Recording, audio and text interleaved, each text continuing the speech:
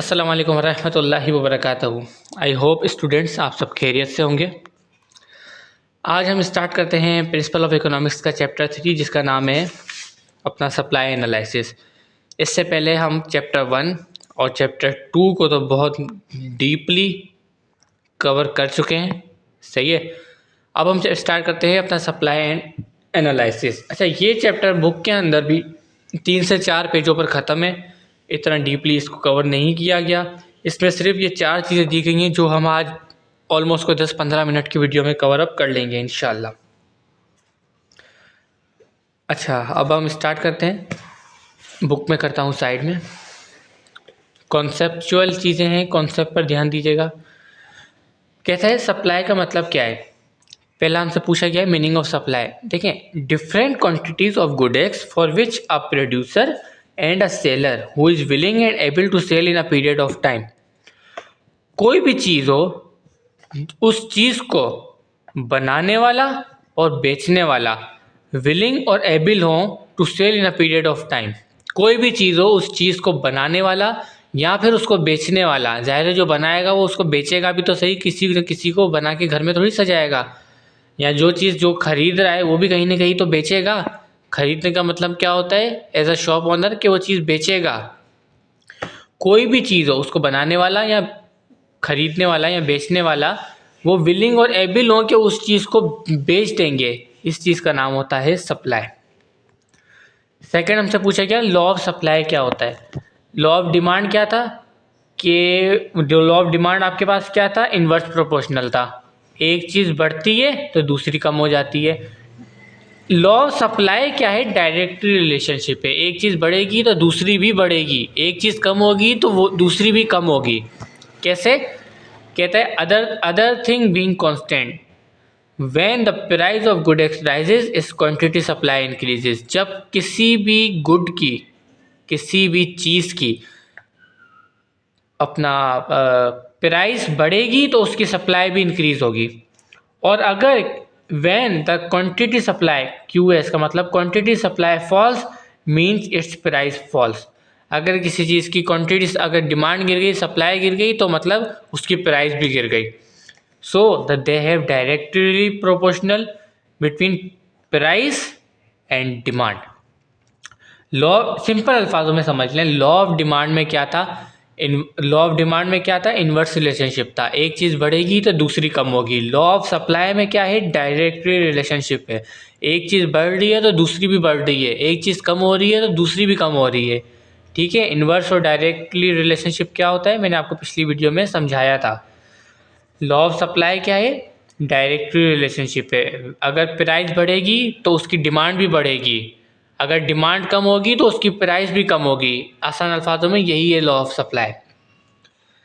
Second हमसे पूछता है सप्लाई और स्टॉक क्या है। मैंने यहाँ पे शॉर्ट डेफिनेशन लिखी है। जब आप बुक के एंड में जो सवाल दिया हुआ है ना, differentiate between supply and stock, वो जब आप पढ़ेंगे ना, इसको समझने के बाद जब आप वो पढ़ेंगे आपको टोटली कॉन्सेप्चुअल क्लियर हो चुका होगा। आपको वो सवाल ही याद हो जाएगा जब आप ये, अगर आपने ये दोनों सही से समझ लिया। देखिए सप्लाई किसको बोलते हैं हम, everything which is produce and send to the market for sale at a specific price is called supply. अब मेरी बात को समझिएगा, मैं कहना क्या चाह रहा हूँ। कहता है हर चीज़ विच इज़ प्रोड्यूस, जो हर चीज़ जो बनती है या भेजी जाती है किसी भी मार्केट में बिकने के लिए एक महदूद मुद्दत पर, एक महदूद प्राइस पर, उस चीज़ को कहते हैं सप्लाई। मेरे लफ्ज़ों पर गौर करें, मैं आपको पूरी डेफिनेशन ही उर्दू में बता रहा हूँ।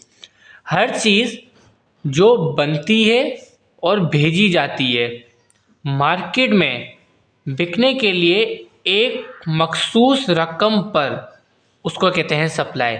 Everything which is produce and send to the market for sale at a specific price is called supply. समझ आ गया सप्लाई क्या होता है। मेरे पास कंपनी है, मेरे पास यूनिक की कंपनी है, मैंने यूनिक बाइक बनाई, मैंने यूनिक बाइक बनाई। अब समझिएगा और मेरे पेन को देखिएगा। मैंने यूनिक बाइक बनाई, मैंने वो बाइक भेजी, कहाँ भेजी, मार्केट में। किस वजह से, बिकने के लिए। अब मैंने वहाँ मार्केट में किस लिए भेजी? बिकने के लिए। एक मखसूस रकम पर, या 30,000 की, 32,000 की, 70,000 की, सही है, इसको कहते हैं सप्लाई। मेरी तरफ से ये क्या होगी? सप्लाई। स्टॉक क्या होता है? सप्लाई और स्टॉक में फ़र्क हमने पढ़ना था ना। सप्लाई समझ आ गया। स्टॉक क्या होता है? आपको पता है पेट्रोल की प्राइस ऊपर नीचे होती रहती है, कभी बढ़ती है कभी कम हो जाती है। मेरा, चलो सप्लाई पे हम पेट्रोल की मिसाल लेते हैं, सही है। मेरे पास पेट्रोल की डिस्ट्रीब्यूशन है। अब मैंने पेट्रोल भेज दिया पेट्रोल पंप्स पर, पेट्रोल पंप्स वालों ने मुझसे ख़रीद लिया। लेकिन अब मसला क्या हुआ? गवर्नमेंट ने ऐलान कर दिया रात को 12 बजे के बाद कि पेट्रोल की कीमतों में पर लीटर 10 रुपये की कमी आ गई। अब मेरी बात सुनिएगा। मुझसे पेट्रोल के ऑनर ने पेट्रोल तो उसी प्राइस पर ख़रीदा ना जो 12 बजे से पहले थी, हाई रेट थी। लेकिन अब गवर्नमेंट ने ऐलान कर दिया कि नहीं, लीटर पर 10 रुपये कम बेचना है। तो अब वो ऑनर पाबंद है इस चीज़ का कि वो लीटर पर 10 रुपये कम ही सेल आउट करेगा। अब उसको 10 रुपये का नुकसान हुआ। लेकिन अब मिसाल है, गवर्नमेंट ने ऐलान कर दिया कि पर लीटर पर 20 रुपये बढ़ा दो। अब उस पेट्रोल पंप वाले ने मुझसे पेट्रोल तो 12 बजे से पहले ख़रीदा था और पेट्रोल की कीमत 12 बजे के बाद बढ़ गई। तो अब उसने जितना पेट्रोल मुझसे ख़रीदा था, अब वो पाबंद है कि वो पेट्रोल को उसी कीमत पर बेचेगा जिस पर गवर्नमेंट ने बढ़ाई है। तो अब उसको पर लीटर पर 20 रुपये का फ़ायदा हुआ। स्टॉक हमें क्या बोलता है? Everything which is made but, यहाँ पे जो बट आ रहा है ना, ये इंपॉर्टेंट है। Everything which is made but not sent, everything which is made but not sent to the market for sale and no price is decided to yet. ये जो मैंने बात बोली ना, रात 12 के बाद जो गवर्नमेंट ऐलान करती है प्राइस बढ़ गई, प्राइस कम हो गई, और जो स्टॉक हमारे पास रखा हुआ था वो फिर हमें कम या ज़्यादा में बेचना है, तो वो इस वजह से, because no price is decided yet. ऐसी चीज़ें जिनकी प्राइस ऊपर नीचे होती रहती है, वो अगर हमने अपने गोदाम में रख दिया है तो उसकी प्राइस जब हम मार्केट में लाएंगे तभी डिसाइड होगी। मेरे लफ्ज़ों पर गौर कीजिएगा। कोई भी ऐसी प्रोडक्ट जो हमारे वेयर हाउस में रखी हुई है, हमारे गोदाम में रखी हुई है, वो गोदाम से निकल कर जब मार्केट में आएगी ना, तो उसकी प्राइस उसी वक्त डिसाइड होगी मार्केट के हिसाब से। मेरी बात को समझा आपने? कोई भी चीज़ जो गोदाम में रखी हुई है हमारे, वो गोदाम से निकल कर जब दुकान में आएगी तो उस वक्त मार्केट में जो प्राइस चल रही होगी वो गुड जो है हमने उसी प्राइस पर सेल करना है। स्टॉक का मतलब ये होता है। सप्लाई क्या? मार्केट से चीज़ बनी, फ़ौरन दुकान पे आई, सेल हो गई। गोदाम वोदाम का झंझट ही नहीं, किसी ने स्टॉक ही नहीं करा। स्टॉक का मतलब क्या? सब चीज़ खरीदी हमने, जमा कर दी उस चीज़ को। जब अब हम वेट कर रहे हैं कि यार प्राइस बढ़े तो मैं इसको सेल करूं, या प्राइस और ऊपर जाए तो मैं इसको दुकान पे लाके सेल करूंगा। तो सप्लाई और स्टॉक में क्या डिफरेंस है? सप्लाई का मतलब क्या? कोई चीज़ बनी, दुकान पे आई, सेल हो गई। स्टॉक का मतलब क्या? कोई चीज़ बनी, गोदाम में आई, प्राइस बढ़ी, फिर सेल हुई। आसान अल्फाजों में यही मतलब है। अब आप जब सवाल पढ़ेंगे ना तो आपको बिल्कुल उसमें बिल्कुल ईजी वर्डिंग में यही लिखा हुआ है। अच्छा चलते हैं आगे। अच्छा, अगला आपका टॉपिक था इलास्टिसिटी ऑफ सप्लाई। ठीक है, ये समझने से पहले इलास्टिक का मतलब समझो। इलास्टिक का मतलब होता है, आसान अल्फाजों में बिल्कुल, बढ़ना कम होना, बस। इलास्टिक मीन्स इंक्रीज और डिक्रीज, सिंपल वर्डिंग में बस। इलास्टिसिटी ऑफ सप्लाई क्या है? कहता है सप्लाई ऑफ एनी प्रोडक्ट और सर्विस ऑल्सो चेंज। कोई भी चीज़ हो ना, कोई भी चीज़ हो, उसकी सप्लाई उस प्रोडक्ट की या वो सर्विस हो, वो हमेशा चेंज होती है due to change in factors. किन फैक्टर्स की वजह से? ऑन विच सप्लाई डिपेंड, जिस पर सप्लाई डिपेंड करती है। One of the most important factor is price. आ गया ना वही बात, जो चीज़ें स्टॉक में रखी हुई है। अब यहाँ पे ये देखो फैक्टर क्या आया? सप्लाई। कह क्या रहा है? ये कहता है सप्लाई ऑफ एनी प्रोडक्ट और service also changes due to change in factor on which demand supply, on which supply depends. कहता है सप्लाई जो है ना वो चेंज होती है कुछ रीजंस की वजह से जिन पर सप्लाई डिपेंड करती है। अब ये देखो, अब जो भी चीज़ स्टॉक में रखी हुई है वो तब तक सप्लाई नहीं होगी जब तक दुकान पे नहीं आएगी। तो अब सप्लाई डिपेंडेंट हो गई स्टॉक पर, वेयर हाउस पर, कि यार स्टॉक हुई हुई है ये चीज़, ये जब तक में सेल नहीं होगी जब तक दुकान पे नहीं आएगी। सप्लाई किस पे डिपेंड हो गई? स्टॉक पे। स्टॉक पे क्यों रखी हुई है? कॉन्सेप्ट को समझना मेरी बात। मुझे शौक नहीं है कि मैं चीज़ को खरीद के ज़ख़ीरा अंदोज़ कर लूँ, मुझे पैसा कमाना है, मैंने वो चीज़ स्टॉक में रख दी। स्टॉक पे मैंने क्यों करे?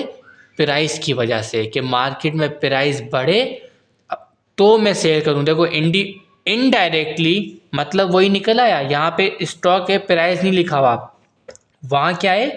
किन फैक्टर्स की वजह से? Factor is price. यहाँ पे कहीं स्टॉक में प्राइस आया? नहीं आया। लेकिन स्टॉक में जाने की वजह क्या है? बैकएंड को समझो, कॉन्सेप्चुअल होके समझोगे आपको बिल्कुल आसान होगा।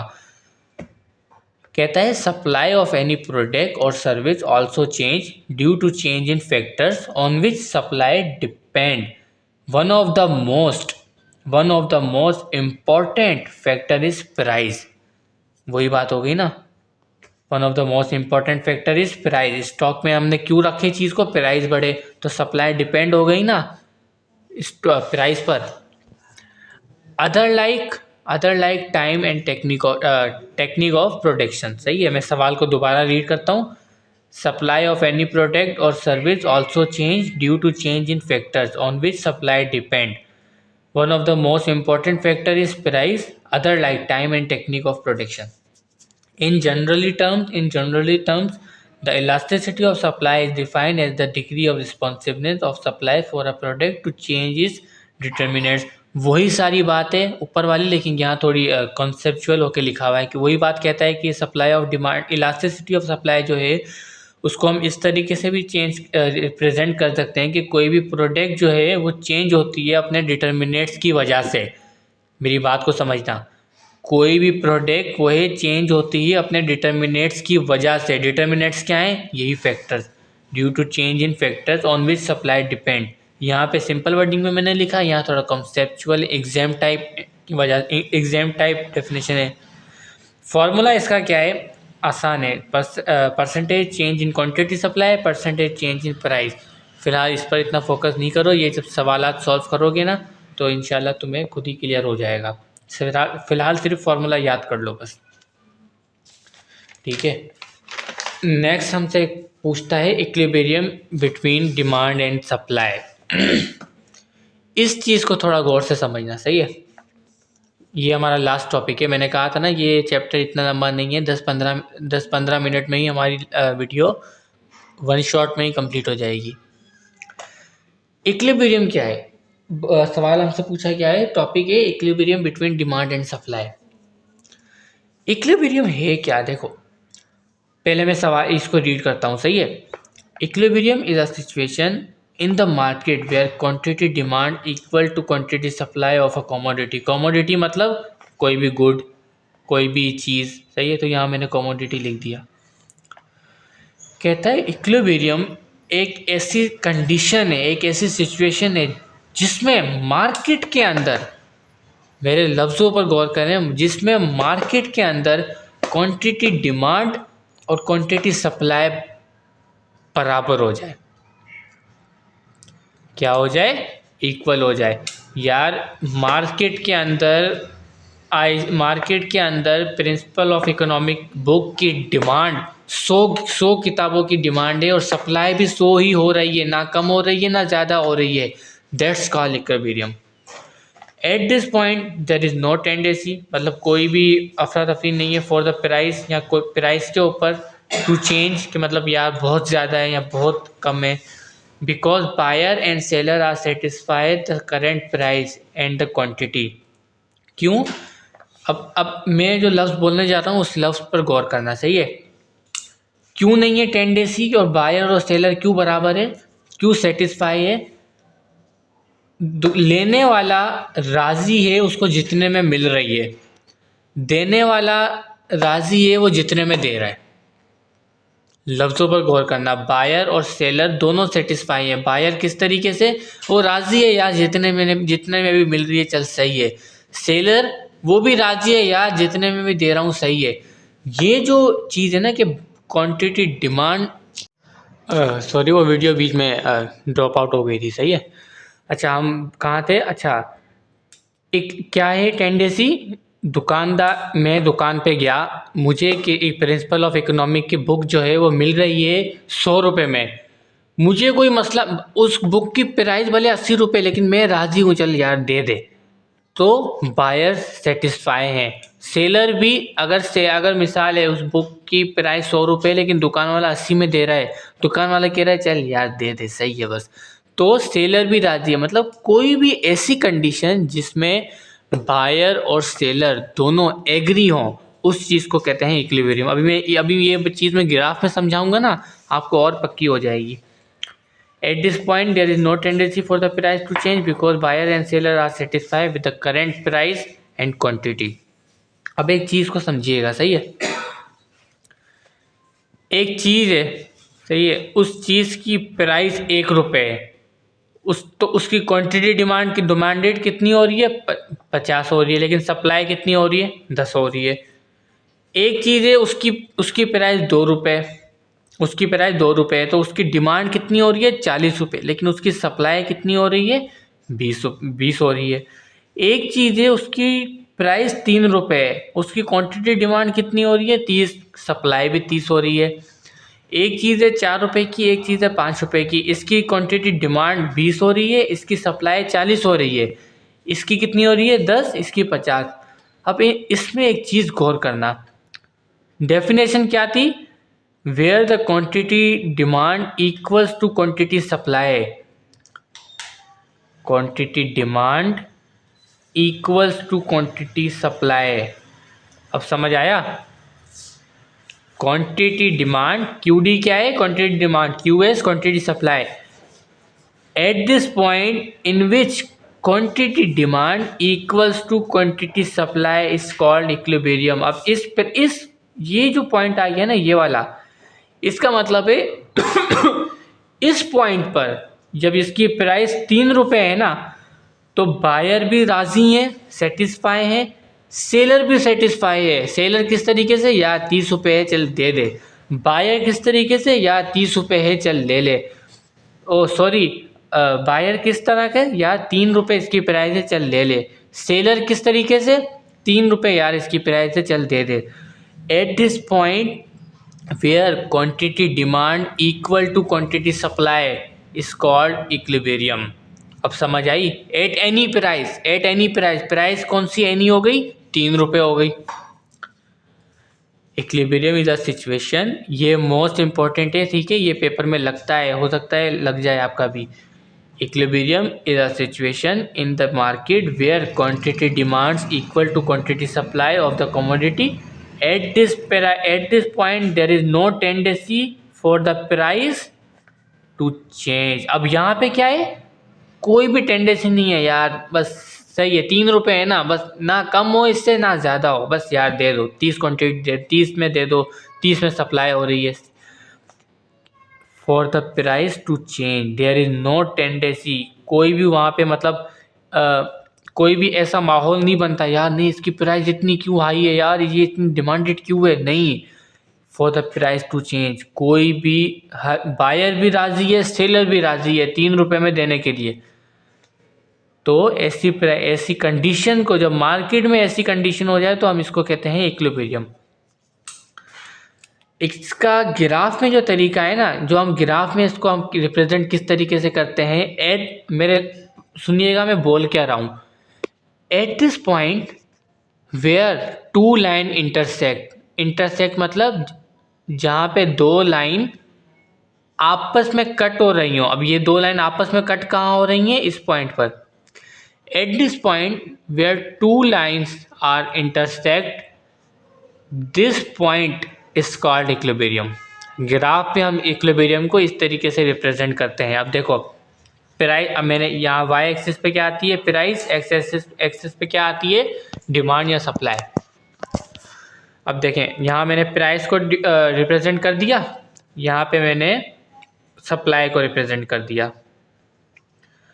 जब 3 रुपये प्राइस है तो 3 रुपये पे कितनी सेल हो रही है और डिमांड भी कितनी है 30 रुपये, और 30 में और 30 को डिमांड रेट है और सप्लाई भी 30 हो रही है, तो 3 रुपये पे हमने 30 पे ग्राफ बना दिया। अब हमने जब इंटरसेक्ट किया, ग्राफ बनाया, तो ये कहाँ इंटरसेक्ट कर रहा है, इस जगह पे, तो ये चीज़ क्या हो गई, इक्विलिब्रियम हो गया। अगर ये ना भी होता ना तो भी आप जहाँ पे इंटरसेक्ट हो रहा है ना, आप इंटरसेक्ट को देख के बता देते यार इस जगह पे इंटरसेक्ट हो रहा है, इसका मतलब जब प्राइस 3 रुपये है और तो इसकी डिमांड 30 है, 30 क्वांटिटी डिमांडेड में है, तो इसका मतलब ये जो कंडीशन हो गई ना, ये वाली, ये जो कंडीशन हो गई ना, इस कंडीशन पे मार्केट स्टेबल है।